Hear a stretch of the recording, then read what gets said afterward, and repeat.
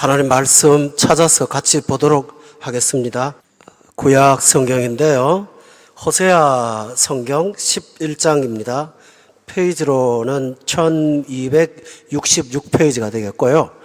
1절부터 마지막 절까지를 제가 앞절 읽고 여러분들 뒷절 읽어서 우리 교독을 하시겠습니다.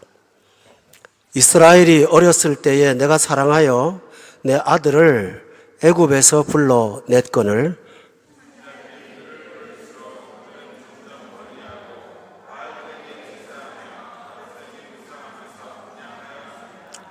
그러나 내가 에브라임에게 걸음을 가르치고 내 팔로 안았음에도 내가 그들을 고치는 줄을 그들은 알지 못하였도다.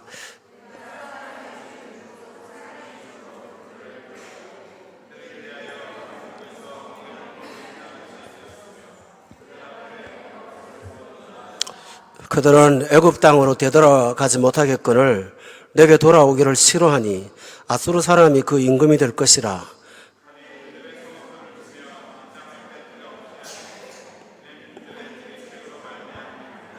내 백성이 끝끝내 내게서 물러가나니 비록 그들을 불러 위에 계신 이에게로 돌아오라 할지라도 일어나는 자가 하나도 없도다.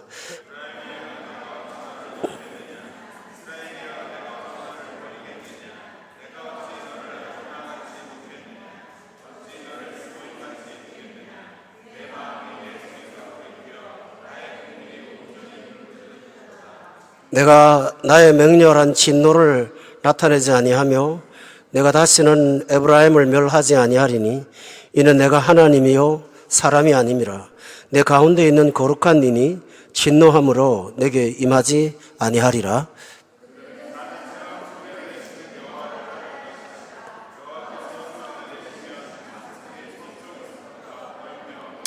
다 같이 함께 읽겠습니다.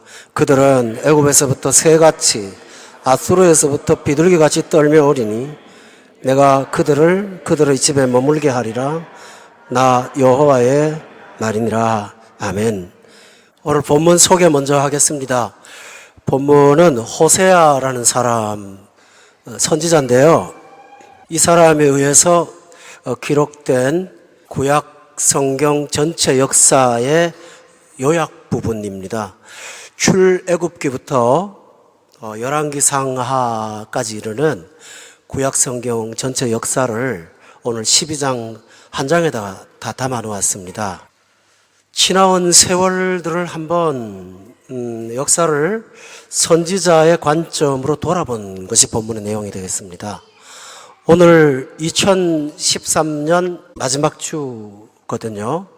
오늘 우리가 지난 1년간 살아온 날들을 돌아보는 시간이 필요해서 이 말씀을 제가 준비를 했습니다. 우리 보통 회고한다고 하면 올해 한 해 동안 생활했던 것, 또 가정, 직장 이런 것들을 보통 우리 생각하면서 한문으로 다사다난이라고 하잖아요. 그런데 호세아가 보는 역사는 나타나는 표면적인 역사가 아니고 하나님이 하신 역사에 관한 내용입니다. 우리는 1년 동안 우리가 한 일을 보통 회고를 하는데 호세아 선지자는 보이지 않지만 하나님이 일을 하신 게 있어요. 그 일에 대해서 자세히 기록을 해놓고 우리가 하나님의 어떤 은혜를 받고 살아왔는가라는 것을 성경을 통해서 기록을 해놓았습니다. 여기 11장 1절에 보면 하나님이 하신 일 중에 제일 먼저 하신 일은 이스라엘이 어렸을 때 내가 사랑을 해서 내 아들을 애굽에서 불러냈습니다 라고 하는 내용입니다. 여기서 애굽은 이스라엘이 430년 동안 그 노예 생활을 했던 장소였고요. 노예로 살았는데 하나님께서 그들을 광야로 불러내셨습니다. 그때를 표기하기를 애굽에서 아들을 불러냈다 이렇게 되어 있는데 원문 성경에는 애굽에서 노예를 아들을 삼으려고 불렀다 이렇게 기록되어 있어요. 하나님이 하신 일 중에 제일 첫 번째 일은 우리를 하나님의 자녀로 만드시는 일이었어요. 왜 하나님께서 우리를 하나님의 자녀로 애굽에서 불러냈을까? 1절에 보면 동기가 하나 나와요. 하나님이 우리를 사랑하셔서 그렇게 하셨다고 돼 있어요. 하나님을 깊이 알면 이 사랑이 이 마음에 깨달아지고 와닿을 수 있어요. 하나님은 우리를 하나님의 자녀 삼는데 특별한 어떤 목적이 있는 것이 아니고 하나님의 사랑 때문에 우리를 자녀로 삼으셨다고 했어요. 그런데 우리는 그때 어떤 상태에 있었냐면 1절에 보니까 이스라엘이 어렸을 때에 불렀다고 했어요. 여기서 어렸다는 말은 그 이스라엘 백성들 60만 명 중에 어른도 있고 애도 있고 다 있잖아요. 그러니까 어렸다는 거 하는 말은 그 육신의 나이를 말하는 건 아닌 거 금방 아시겠죠? 이 나이는 영적인 연령을 말하는데 미숙하고 온전하지 못하고 힘도 없고 또 무능하고 이럴 때 하나님께서 우리를 아들로 불렀다라고 했어요. 본문 3절에 보면 하나님은 우리를 아들로 부른 다음에 그러나 내가 에브라임이라는 말은 별명이거든요. 우리 집에서 아이들한테 별명을 지어 부르잖아요. 에브라임은 이스라엘의 별명이에요. 하나님이 자녀들을 굉장히 사랑할 때 부르는 용어가 에브라임아 이렇게 부르는 거거든요. 근데 어린애야 사랑하는 내 자녀야 하고 말하시면서 3절에 보니까 하나님 뭐랬냐 하면 걸음을 가르쳤다고 했어요. 이스라엘 백성들이 광야 생활을 40년 동안 했다고 기록되어 있거든요. 근데 그 40년 동안에 거기서 뭘 했냐면요. 걷는 법을 배웠어요. 직선 코스로는 하나님이 원하는 목적지 가나안까지 도보로 한 일주일밖에 안 되는 거리인데요. 40년을 시나이 반도를 돌았어요. 그 목적은 딱 하나예요. 걸음 가르치려고 한다. 그렇게 돼 있어요. 여자분들은 군대 생활을 잘 모르겠는데요. 남자분들은 아시니까요. 군대 처음에 들어가면 장교든 사병이든 제일 먼저 하는 것은 걷는 훈련하는 거예요. 똑바로 걷고 똑바로 서고 또 똑바로 돌고 하는 거. 그걸 제식 훈련이라고 하거든요. 하나님께서 이스라엘 백성들을 아들로 만들고 제일 먼저 한 게 뭐냐 하면 걷는 연습을 날마다 시키셨어요. 근데 여기서 걷는 거는 똑바로 걷는 자세를 말하지 않고 세상을 사는 데는 걸어가는 방식이 여러 가지 있잖아요. 자기 힘으로 걷는 사람도 있고 또 지식으로 걷는 사람도 있고 경험으로 걷는 사람도 있고 있는데 이스라엘 백성들한테 하나님이 가르친 걸음은요. 믿음으로 걸어가는 걸 가르쳤어요. 제일 처음에 맞닥뜨린 곳이 뭐냐 하면 홍해라는 그 바닷가인데 하나님은 그쪽으로 이스라엘 백성을 인도하세요. 하고는 오도 가도 못하는 상황 속에서 하나님 바라보게 하고 바다를 가르신 다음에 그 속에 길을 내고 걸어가게 하셨어요. 그때 그 가르치는 걸음은 믿음으로 걷는 법을 가르쳐 준 거예요. 우리가 신자가 되면 하나님께서 우리 계획이나 계산도 물론 중요해요. 그렇지만 우리가 계획과 계산만 갖고는 세상을 살아갈 수가 없어요. 따라서 하나님은 우리에게 이 삶을 믿음으로 걷는 법을 하나하나 가르쳐 주는데 일주일이면 걸어갈 수 있는 길을 40년 동안 걸음걸이를 믿음으로 걷는 법을 가르쳐 준 거예요. 여러분은 지나온 세월 동안 하나님께서 믿음으로 걷는 법을 아마 가르쳐 주셨을 거라고 저는 믿어요.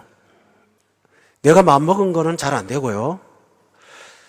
내 힘으로 안 되는 거는 되면서 인생은 힘으로 걷는 게 아니라 믿음으로 걷는 거구나 하는 걸 여러분이 배우셨으면 아멘 하세요. 아멘이세요? 네, 그러셨을 거예요. 또 걷는 것도 한계가 있거든요. 3절에 보니까 하나님은 어느 날은 내 팔로 안았다고 기록되어 있어요. 어떤 사람이 꿈을 꿨는데 눈길에 발자국이 큰 발자국 하나하고 작은 발자국하고 두 개가 이렇게 나란히 가더래요. 그런데 아주 험난한 계곡 속에 들어가서는 큰 발자국은 남고 작은 발자국이 사라진 거예요. 그래서 꿈을 꿔갖고 꿈속에서 하나님을 만났어요. 그랬더니 하나님을 물어봤대요. 왜 평탄한 길은 둘이 같이 갔고 계곡은 왜 한 사람밖에 안 갔습니까? 그랬더니 그거야 간단하지. 힘든 길은 내가 안아서 간 거야. 네 발자국을 봐라. 네 발자국이 거기 없다. 사실 인생을 살고 보면 힘들고 어려울 때는 어떻게 왔는지를 몰라요. 그죠? 근데 어떻게 왔는지 모르는 게 뭔지 아세요? 하나님이 나를 안아주셨거든요. 그래서 온 거예요. 오히려 힘든 날이 우리는 더 편안하게 오기도 하고 그러거든요. 그래서 하나님이 안아주셨다라고 하셨어요. 그 다음에 4절에 보면요, 참 은혜되는 말이 있어요. 내가 사람의 줄, 곧 사랑의 줄로 그들을 이끌었다라고 되어 있는데 4절의 끝에 보니까 그들에 대하여 그 목에서 멍에를 벗겼다 이렇게 기록되어 있어요. 노예 생활할 때 노예들의 특징이 뭐냐 하면 끈으로 묶어놓는 거예요. 줄로 묶어놓기도 하지만은 사람을 감시하는 통해서 줄로 묶어놓고 돈으로 묶어놓고 사람을 그렇게 하죠. 그리고 동물을 훈련시키고 쓰려면 동물은 그냥은 안 돼요. 소 같은 경우는 송아지일 때 옛날에 저는 농촌에 살았는데요. 코를 이렇게 시뻘건 그 쇠에다가 그 불에 달궈 갖고 소 코를 뚫어요. 어떤 경우에는 그 뾰족한 그 나무로 송곳을 만들어 가지고 송아지를 그렇게 합니다. 그래 갖고 거기다가 한 며칠 있다가는 거기다가 이제 나무로 만든 이 고삐를 달아 놓죠. 달아 놓으면 조금만 당겨도 그거 달기 전에는 제멋대로 하던 녀석이 꼼짝도 못 합니다. 너무 아프니까. 짐승은 그렇게 다뤄요. 그런데 하나님은 우리가 짐승이 아니잖아요. 그러니까 동물의 줄로 우리를 이끈 게 아니라 사람의 줄, 사랑의 줄로 이끄셨다고 했어요. 우리 자식들 공부시키는데 숙제도 잘 하려면 부모님들이 아이들한테 혼도 내고 또 해초리도 때리고 그러면서 아이들 하면은 숙제하거든요. 그런데 부모가 자녀를 계속 그렇게 하지 않죠. 어떨 때는 이거 끝나면 장난감 이거 하나 사줄게. 이거 끝나면 뭐 하나 사줄게. 약속도 하고 또 너무 잘했다 칭찬도 하고 30점 받아오다 45점 받아오면 세상에 우리 집에 가문의 영광 났다. 그러면서 막 박수 쳐주고 이렇게 하지 않습니까? 왜 그럴까요? 사랑의 줄로 이끌려고 하는 거예요. 마찬가지로 하나님이 우리를 주일날 안 나와 당장 발목을 이렇게 부러뜨려 놓거나 또 하나님 앞에 제대로 안 살아 난리를 치거나 그렇게 하지 않으세요. 하나님이. 우리가 사람이거든요. 사랑으로 달래고 올 때까지 인내하고 기다리면서 사람의 줄, 사랑의 줄로 끌면서 오히려 멍에를 벗기는 거예요. 하나님께서는. 우리가 지난 1년 동안 이러한 하나님의 은혜 가운데 살고 왔다는 사실을 저도 고백하고 여러분도 고백하기를 원합니다. 그러나 그걸로 끝나지 않았어요. 4절에 보면 끝에 그들 앞에 하나님이 하신 일이 뭐냐 하면 먹을 것을 두었어요. 우리 힘으로 직장 생활도 하고 월급도 받고 이렇게 사는 것 같아요. 그런데요, 하나님이 먹을 것을 줬다는 것이 우리 신자들의 신앙의 고백입니다.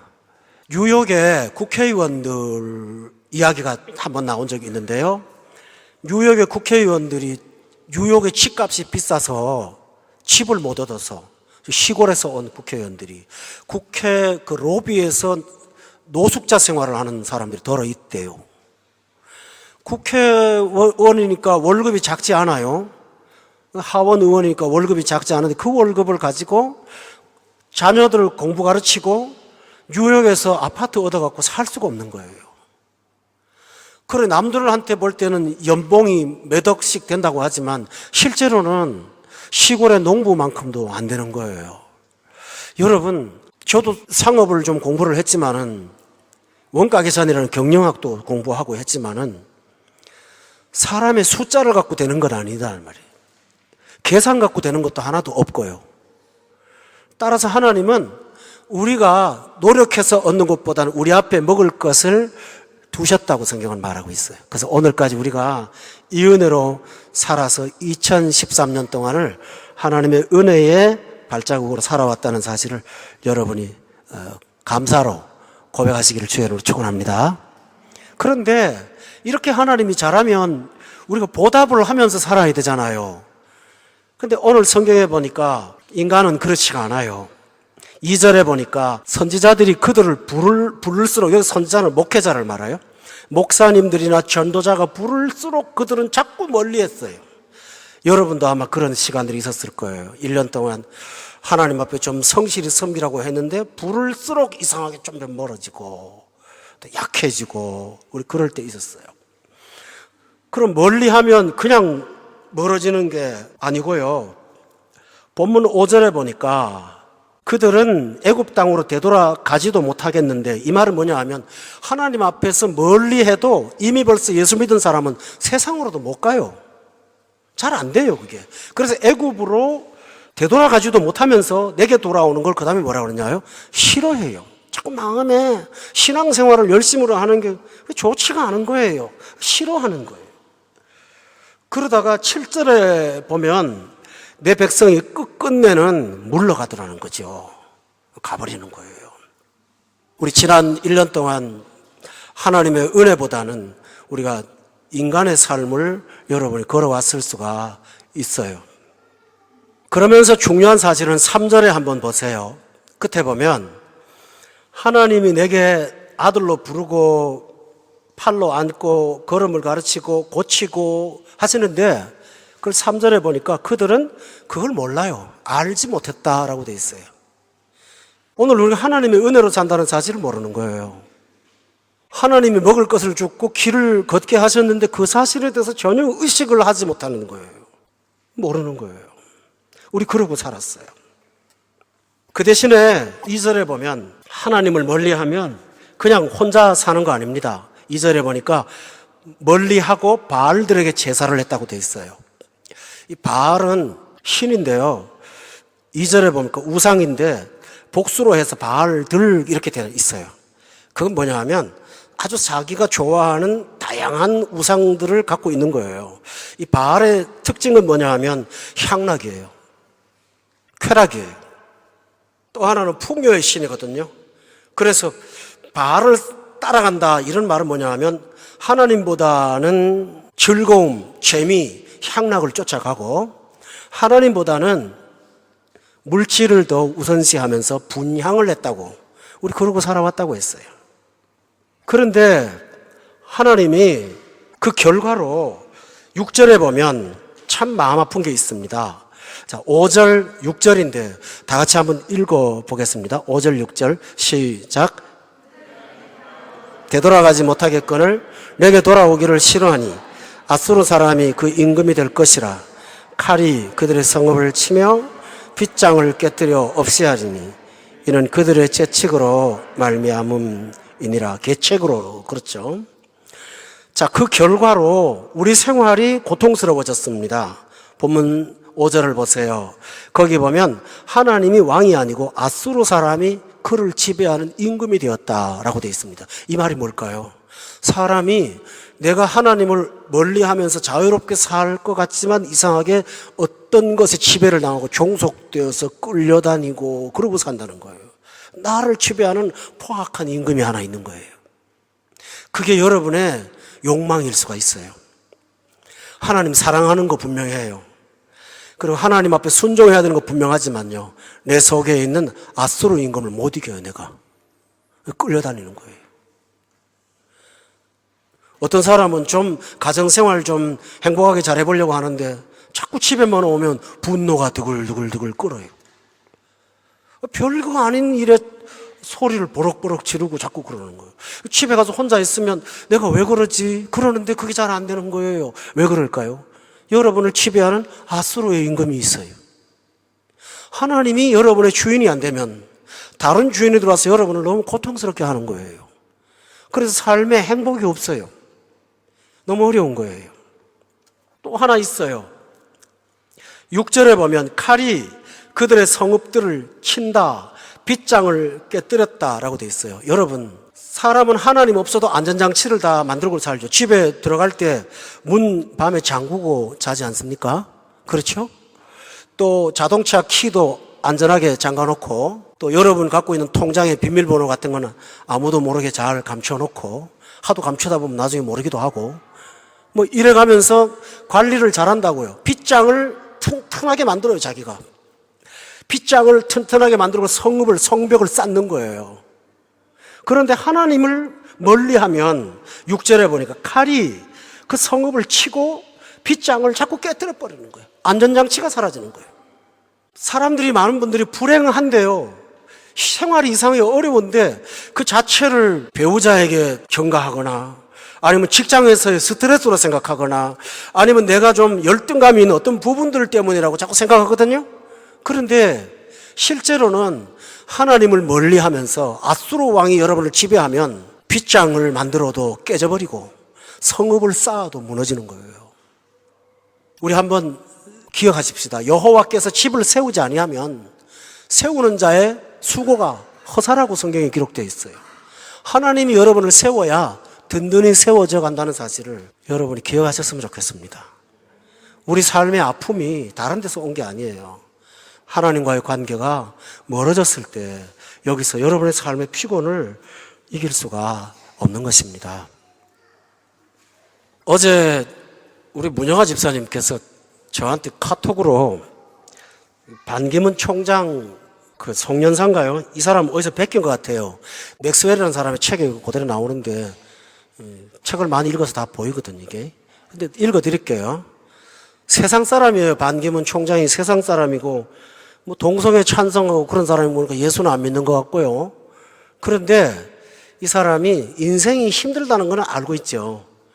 그래서 이런 말을 했어요. 건물은 높아졌는데 인격은 더 작아졌고 고속도로는 넓어졌는데 시야는 더 좁아졌다.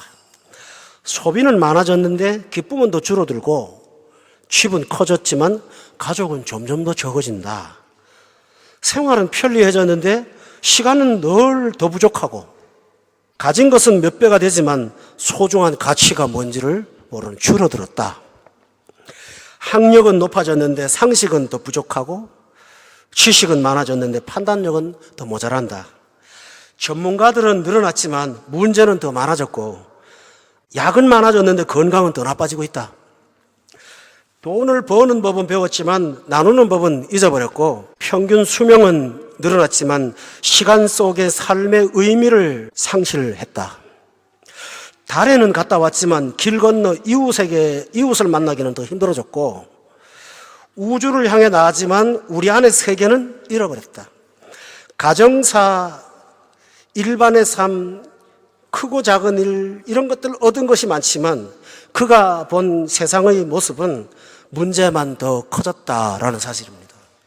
여러분, 문명화된 세계, 초과학 세계, 포스트 모더니즘으로 자아가 극상화된 이 세계, 나름대로의 개성을 갖고 세상을 사는 독특한 사회, 엘리트 의식을 갖고 사는 많은 사람들, 그러나 과거의 사람들보다도 우리는 결코 행복하지도 않고 피곤하고 그렇습니다. 딱 하나 있습니다. 태양이신, 빛이신 하나님으로부터 점점 멀어지면 여러분이 에너지를 상실해서 거룩하신 기존이신 그분과의 관계를 멀리 떨어뜨리면 우리 속에 앗수르 왕이 여러분을 지배함으로 이런 고통을 받게 되는 것입니다. 따라서 여러분, 이 해가 지나가기 전에 우리가 꼭 해야 될 일이 하나 있습니다. 멀어진 하나님과의 관계를 가까이 하시는 여러분 되기를 바랍니다. 성경은 이렇게 말합니다. 우리 한번 따라해 볼까요? 하나님께 가까이 하라. 그가 복이 있나니. 그렇습니다. 하나님 앞에 가까이 하는 사람이 바로 복이 있습니다. 저는 이 새해를 출발하면서 하나님은 우리에게 기회를 주셨다는 사실을 말씀드리겠습니다. 11장 8절에 보면 구약 성경에서 가장 아름다운 구절이 하나 나옵니다. 에브라임이여, 내가 어찌 너를 놓을 수가 있느냐? 이스라엘이여, 내가 어찌 너를 버릴 수가 있느냐? 내가 어찌 너를 아드마같이 놓겠느냐? 내가 어찌 너를 스보임같이 두겠느냐? 내 마음이 내 속에서 돌이켜 나의 국률이 온전히 불붙듯 하도다 라고 했습니다. 성도 여러분, 창세기에 보면 아주 음란한 도성으로 유명했던 소돔과 고모라는 성을 아시죠? 이 소돔 성하고 고모라가 불로 멸망당할 때 그 주변에 세 성이 같이 무너졌어요. 그 성이 바로 아드마와가 수보임입니다. 왜 소돔과 고모라라는 말을 하지 않고 내가 너희를 방치하면 이렇게 된다고 말씀하실까요? 하나님을 멀리하는 사람을 방치하게 되면 세상에 문제가 일어날 때 여러분이 아드마처럼 스보임처럼 소돔이 멸망할 때 우리도 같이 망할 거예요. 따라서 하나님은 내가 어떻게 너희들을 아드마처럼 스보임처럼 그렇게 놔둘 수가 있겠어? 라고 말씀하시면서 내 속에서 불쌍히 여기는 마음이 불붙는 듯 하다고 주께서 말씀하고 있습니다. 하나님이 여러분을 마음 아파하십니다. 그러나 2014년 새해에는 하나님이 여러분을 위해서 기쁘게 일하는 한 해가 되도록 결심하시기를 주의 이름으로 축원합니다. 하나님은 여러분에게 경고를 하면서 이렇게 말합니다. 9절에 보면 하나님은 사람이 아니라고, 나는 사람이 아니라고, 그래서 진노함으로 너에게 임하지 않을 거라고. 이 말이 뭔 말이냐 하면은, 여러분 사람은 감정으로 왔다 갔다 움직이고 화도 잘 내고 그러잖아요. 그런데 하나님은 인간이 아니시기 때문에 쉽게 그렇게 감정을 분풀이를 하거나 분노하거나 그러지 않는단 말이에요. 그러나 하나님께서 인내하고 있다는 사실을 기억하기를 바랍니다. 우리 찬송가에 보면 이런 가사 있죠? 밤마다 문 열어놓고 마음 졸이시며. 제가 하는 곡 좀 불러볼까요? 밤마다 문 열어놓고 마음 졸이시며 나간 자식 돌아오기만 밤새 기다리신다오. 하나님의 이 부르신 아픔을 잘 이해하시고 말씀 듣고 새해에는 하나님을 가까이 하는 저와 여러분 되시기를 주의 이름으로 축원합니다. 기도하겠습니다. 하나님 아버지, 지난 한 해 동안 베푸신 크고 귀하신 은혜를 감사하고 찬송을 돌립니다. 그러나 저희들은 하나님을 깨닫지도 못했고 또 하나님을 자꾸 멀리하고 살아왔습니다. 그래서 빗장이 깨드려지기도 하고 성읍이 무너지는 경험도 했습니다. 그러나 이제는 하나님을 가까이 하는 자가 되게 하셔서 하나님 기뻐하고 하나님하고 손잡고 이 세상 걸어가는 행복한 사람들 다 되게 하여 주시옵소서. 예수님의 이름으로 기도드렸습니다. 아멘.